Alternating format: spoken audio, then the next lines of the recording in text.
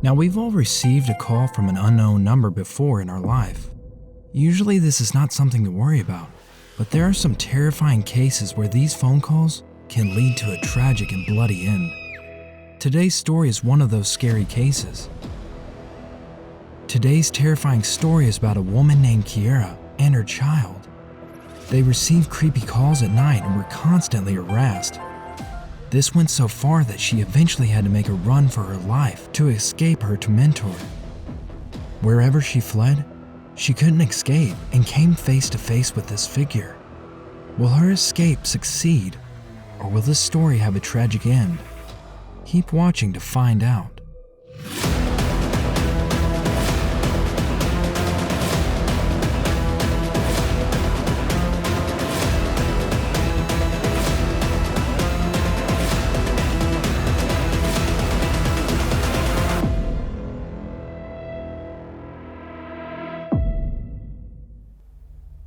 Welcome to your next Chills Before Sleep. Make sure you hit the like button and subscribe for us to provide you with more scary stories. The phone was ringing again. I put a pillow over my ears and tried to drown out the noise. I knew who it was. I'm Kiera.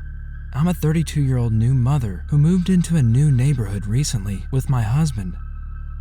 The problem was that ever since I moved here, we've been getting phone calls around 2 a.m. every night.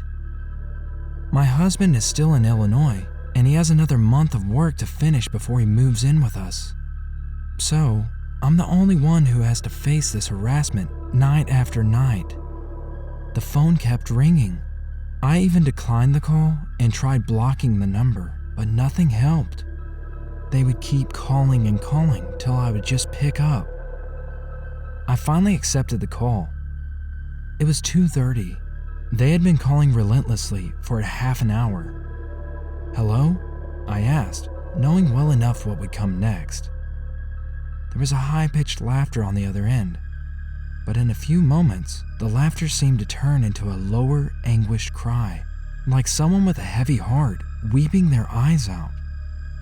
"Look, I don't care who you are, but you need to stop calling me, or I will call the police."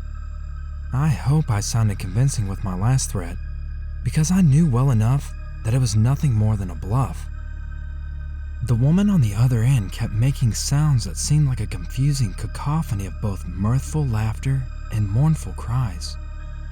I hung up. This night's call was done, but I knew she would call me again. This couldn't keep going on. The constant harassment was taking a toll on my mental health. I was already a new mother with a newborn. I didn't need this stress in my life. Then something happened that wasn't that typical of that late night phone call I've been getting every night. I received a photo from the same number. I was filled with dread when I saw the notification. The phone slipped from my hand in horror when I watched a photo of me holding my child from outside of our window. Someone had taken that picture from the outside around the afternoon. This has never happened before. I let out a shriek and ran to Bailey's nursery room. He had woken up and started crying because of my surprised yelp. I quieted him down as I shut the curtains. I tried calling my husband, but Matthew didn't pick up because he was probably sleeping. I slept in the chair in the nursery room that night, unwilling to part from my child because I was scared for both of our lives. The next morning I called Matthew, and he was horrified to hear my tale. He had tried to track the number, but it had come up as untraceable. "You know what?" said Matthew. "I'm gonna come a week earlier.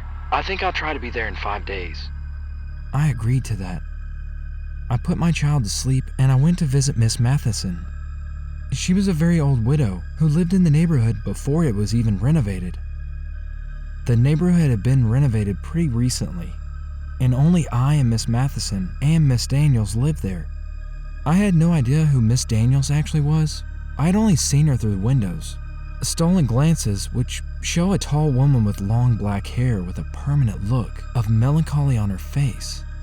I only knew her name because her husband had approached both Miss Matheson and I. He had told us that his wife was mentally unwell. She was left traumatized after the death of their daughter, and he had given us his number, asking us to call him if something goes wrong or if his wife is acting out again. I had no idea what he meant, but I wasn't looking to find out either. I walked to Miss Matheson's house and told her of what had happened the previous night. "Oh dear," she remarked. "That's so frightening. If it happens again, I'd like for you to spend the night at my house. Safety in numbers, you know." I nodded. That's when I froze. I heard a voice coming from behind me say, "I hear voices too." I turned around and was startled to see Miss Daniels standing there. I made up an excuse about having to feed Bailey, and I took my leave. I rushed towards my house and went to his room. I looked out the window and saw Miss Daniels still staring at me. Her eyes were burning holes in my head. I closed the curtains as I shuddered. Was it Miss Daniels who was spooking me? I really thought that there seemed something unsettling about her. Was she the one harassing me? Was she upset about me having children since her own passed away? I wouldn't let her harm Bailey. That much I knew for sure. I made a decision at that moment that would turn out to be crucial. I decided I'll be staying in a motel till Matthew arrives. I informed Matthew of my decision, and he was smart enough not to argue with a new paranoid mother. I locked up my house, took Bailey and his things, and I left without telling anyone else. I got a room at the closest motel. I had no idea when I fell asleep taking care of Bailey. I guess being a mother is a full-time job anyway. When I woke up, it was around 2 a.m. I was getting the same call again. I was so frustrated at this point. I picked it up just so the calls would stop. When I picked up the phone, I was greeted with the same mixture of crying and laughing that I always did. I started feeling uneasy again though, but I tried to convince myself there was no way whoever this was could hurt me. I hung up the phone, then I tried to sleep, but I was stopped when I heard the chime which indicated a received text message. "I found you." The photo below was of me sleeping inside the motel. How had this woman found me here? I had no time to think as someone knocked on my door. I worked up the courage to look through the keyhole. There was a tall woman outside the door, wearing a long black gown and a long black veil. She had a large butcher's knife in her hand. I was shocked. I had no idea what to do. The woman kept knocking on my door. I did some quick thinking and I sneaked into the bathroom with my phone and my child. I sat inside the bathtub, hoping the woman wouldn't try to break in and look for me. There were giant thuds on the door. In about 10 minutes, the door broke down. I tried to stay silent. I was texting Matthew while in the bathtub. "I'm in danger." I could hear the woman making her way through the room. I started sobbing as I called the police. I softly said, "Hello?" as I heard the woman in the room bash at the bathroom door. Bailey woke up and started crying. I stifled a scream. "Oh, come out, you bitch!" yelled the lady. There was something familiar about her voice that I couldn't place. All that was separating me from this crazy lady who wanted to kill me was a flimsy motel door. I started screaming for help loudly and Bailey kept crying and crying. That's when I heard a noise that reassured me. It was the noise of a man entering the room. "Hey, what's going on in here?" He couldn't finish the sentence as he was struck by the woman. I heard a loud yell as the man screamed in pain.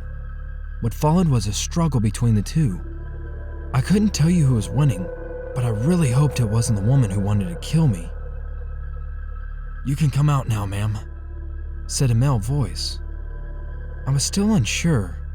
What if it was the woman saying that, trying to deceive me? I slowly made my way out the door with a crying baby in my hand and a phone in the other. I took a leap of faith as I opened the door. I was relieved to see the man sitting on my bed with a huge gash running down his leg. He looked like he was in pain. When I shifted my eyes, I saw the large figure of a woman lying face down on the floor. It seemed like the man had knocked the woman out cold. I put Bailey down on the bed. I approached the woman's corpse and I removed her mask. What I saw really surprised me. It was old Miss Matheson. The police arrived in 15 minutes and handcuffed her. When she regained consciousness, she started hurling obscenities at me. She also screamed at me for not coming to her house as she had asked. Would have been easier to finish the job, she insisted. It turns out that the man who had bravely fought the assailant was a 19-year-old backpacker living in the next room. I was escorted to the police station where I gave my statement. One of the female officers took care of Bailey while I was busy. I showed the police all the evidence, including the text and photos I had been sent. I also expressed my concern regarding the other woman living in my neighborhood. Well, said the officer, Bella Daniels died this night. Miss Matheson managed to take Bella's life before she came after you. I was shocked when I heard that. I was so upset that I had judged her so badly. She was being hounded by Miss Matheson as well. I can't believe I had just disregarded her pain like that. The next day, Matthew flew out to be with us. We decided to move out of that house because I didn't think I could ever feel safe in that house again. I cried my eyes out after this incident, traumatized by all that had happened. It turns out that Miss Matheson had a nervous breakdown after her husband's death, and she was mentally unstable. Being upset on seeing outsiders coming to the sacred neighborhood where she and her husband had spent their lives, she had decided to take it upon herself to get rid of them. I wonder what would have happened if the man hadn't decided to check on me that night. The mere thought of the consequences makes shivers run down my spine. Bailey will be starting preschool soon, and it makes me paranoid to think that he'll be away from me. We have moved to a new neighborhood now, but I still have survivor's guilt regarding Bella's death. I try to socialize with other people in the suburbs, but I'm still suspicious of every person I meet. And my heart skips a beat every time I get a call, fearing the whole nightmare may start again.